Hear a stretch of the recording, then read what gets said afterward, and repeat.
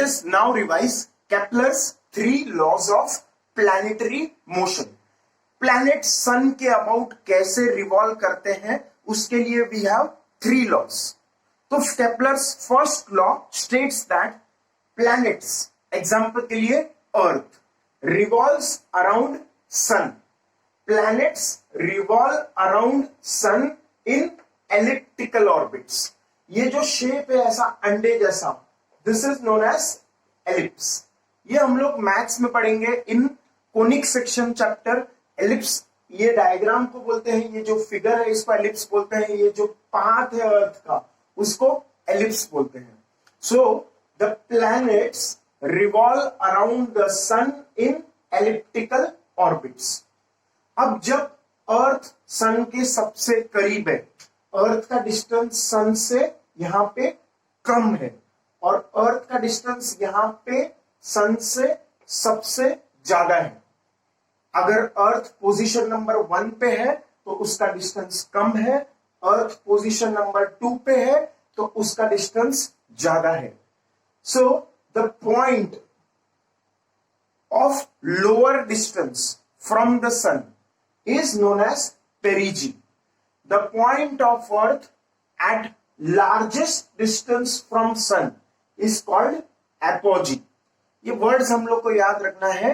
पेरिजी मतलब सबसे करीब, एपोजी मतलब सबसे दूर फ्रॉम द सन. अर्थ का डिस्टेंस सन से सबसे कम है तो दैट पॉइंट इज पेरिजी. अर्थ का डिस्टेंस सन से सबसे ज्यादा है तो दैट पॉइंट इज एपोजी. जब अर्थ बाजू में रहेगा तो कौन सा सीजन रहेगा? समर. और जब अर्थ दूर रहेगा तो कौन सा सीजन रहेगा? विंटर. तो at these positions we have summer, at these positions we have winter. तो ऐसा हम लोग का ये पेरिजी और एपोजी 2 पॉइंट्स है. But what is Kepler's first law? Planets revolve in elliptical orbit around sun. The sun it has one focus of the ellipse. Ellipse अगर आगे जाके हम लोग मैथ्स में पढ़ेंगे तो एलिप्स में हमारे पास 2 फोकस होते हैं, S1 और S2. These points are focus, S1 and S2. Okay, तो सन एक फोकस पे रहता है. Sun is at one of the focus of the ellipse, दूसरे फोकस पे कुछ नहीं. और earth revolves in elliptical orbits around sun. तो this is Kepler's first law of planetary motion. Coming to second law, planets sweep equal areas in equal times. Planets sweep equal areas in equal times. तो इसका मतलब क्या है?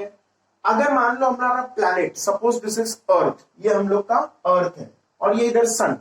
Eight the focus we have sun. उस diagram के हिसाब से जैसे यहां पे सन है, ये डायग्राम में यहां पे सन है और अर्थ है. This is earth. ये जो P पॉइंट मैंने दिखाया that is the position of the earth. Earth मान लो P पॉइंट से Q पॉइंट पे पहुंचा. अर्थ घूम रहा है एलिप्टिकल ऑर्बिट में. एलिप्टिकल ऑर्बिट में P पॉइंट से Q पॉइंट तक पहुंचा in time T. T time लगा उसको. लेट अस से कुछ तो महीने लगे होंगे, तो सम टाइम लेट अस से T. ओके, अब T टाइम में P से Q पहुंचा तो ये एरिया इसने ट्रेवर्स किया. ये पहले अर्थ यहां पे था, जब अर्थ यहां से घूम के यहां पे आया तो कुछ तो एरिया हम लोग ले सकते हैं. We can calculate this area. Let us say this area is A. अब अगर मान लो P से Q जाने में T टाइम लगा है तो मान लो R से S जाने में भी T टाइम लगा है. सपोज यहां P पॉइंट से Q पॉइंट जाने के लिए 3 महीना लगा. एग्जांपल, 3 महीना थोड़ा ज्यादा हो गया, 2 महीना लगा.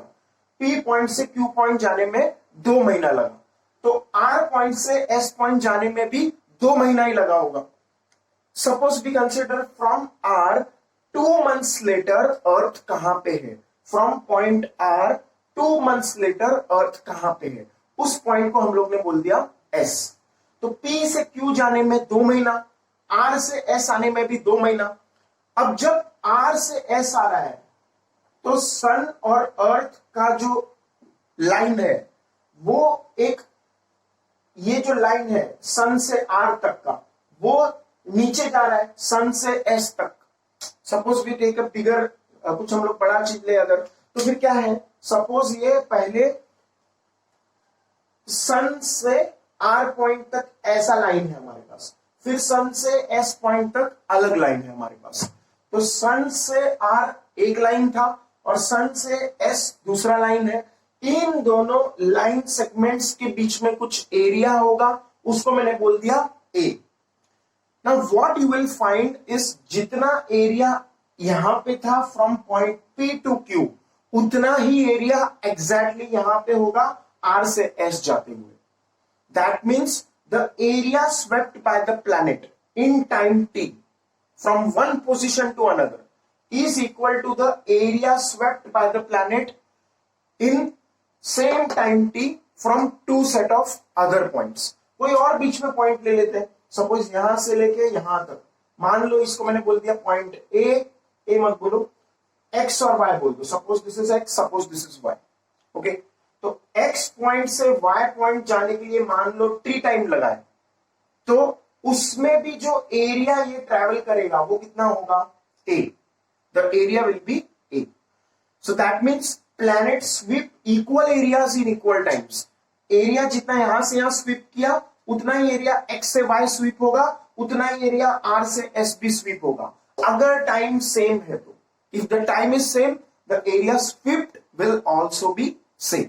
सो dA by DT is constant. ये है हम लोग का Kepler's second law, planet sweep equal areas in equal times.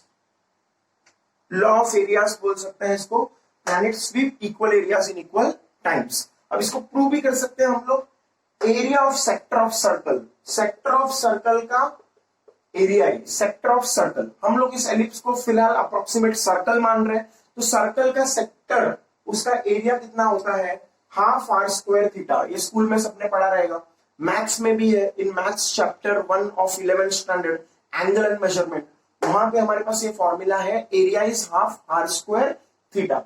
अब अगर डीए बाय डीटी करना है तो डिफरेंशिएट करना पड़ेगा, dA by dt constant prove करना है कि नहीं, we have to prove dA by DT is constant. तो take derivative, dA by dt, derivative with respect to time, तो DA by DT is half are square d theta by dt. अगर मैं ऐसा करूं, dA by dt that will be half are square d theta by dt. अब d theta by dt ये circular motion में हम लोग ने पढ़ा है, सर्कुलर मोशन में हम लोग ने पढ़ा था omega is theta upon t, angular velocity is angular displacement upon time, तो omega is d theta upon dt। तो डी थीटा अपॉन dt को मैंने क्या बोल दिया, ओमेगा, एंगुलर वेलोसिटी। अब मास से मल्टीप्लाई किया और डिवाइड किया, I am multiplying by m and dividing by m। फिर रोटेशनल मोशन 12th स्टैंडर्ड में एक चैप्टर है, उसमें हम लोग पढ़ेंगे mr² ओमेगा, ये एंगुलर मोमेंटम l होता है। In rotational motion we will study mr² into omega is angular momentum l, mr² omega ये एंगुलर मोमेंटम l होता है, तो l अपॉन 2m लिख सकते हैं। तो ये जो कांस्टेंट है, इस कांस्टेंट का वैल्यू कितना आएगा, l अपॉन 2m, तो DA by DT is l upon 2m। तो ऐसे हम लोग ये प्रूव कर सकते हैं। In as far as 11th standard exam is concerned, just remember what are Kepler's first two laws, planets revolve in elliptical orbits around sun, the sun is at the focus. Second point, planets sweep equal areas in equal times. फिर third point, the square of time period is directly proportional to the cube of distance between sun and planet. The square of time period is directly proportional to the cube of distance between sun and planet. Distance between sun and planet, कोई भी diagram ले लो, ये हम लोग का planet है, मतलब late us से अर्थ, ये हमारा सन है, तो डिस्टेंस बिटवीन अर्थ एंड सन, इसको मैंने बोल दिया डिस्टेंस स्मॉल आर मान लो। तो Kepler's third law states that square of time period is directly proportional to cube of distance between sun and planet. अब ये कैसे प्रूव करेंगे, तो we have a formula for time period, time period का हमारे पास एक फॉर्मूला है, तो ये हम लोग आगे जाके प्रूव करेंगे time period is 2 pi root of r cube upon gm. This is the formula for time period. तो इसमें अगर दोनों साइड को स्क्वायर करेंगे तो t square will be directly proportional to r cube. If we square both sides तो t square, तो ये स्क्वायर रूट हट जाएगा तो r क्यूब बचेगा. तो t square is directly proportional to r cube. So this is Kepler's third law. So what are Kepler's three laws of planetary motion? First law, planets revolve in elliptical orbits with sun as one focus. Second law, planets sweep equal areas in equal times. Third law, the time square of time period is directly proportional to the cube of distance between sun and planet. So these are Kepler's three laws of planetary